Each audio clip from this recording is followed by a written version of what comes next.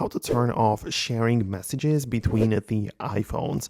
Let me talk about it. If you're new here, subscribe so you never miss anything. So I know a lot of people, and myself included, that they have like multiple different iPhones or like iPhone and iPad, which are signed in with the same Apple account.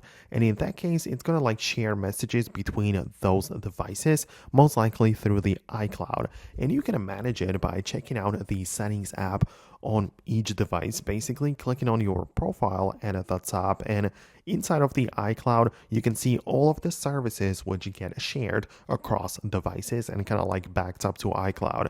So you might be interested in those. You might see messages right away, but if not, click on see all, and the entirety of the apps are going to be listed in here.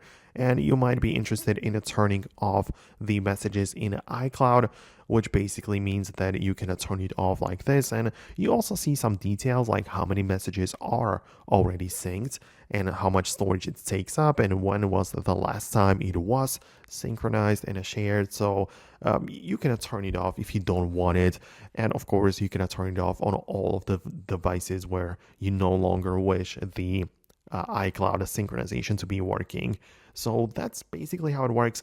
If there is something else which you meant by like sharing messages between iPhones, then let me know about it. It's possible I'll make an updated video about that as well. Thanks a lot for watching. Make sure you subscribe so you don't miss it, and I'll see you later.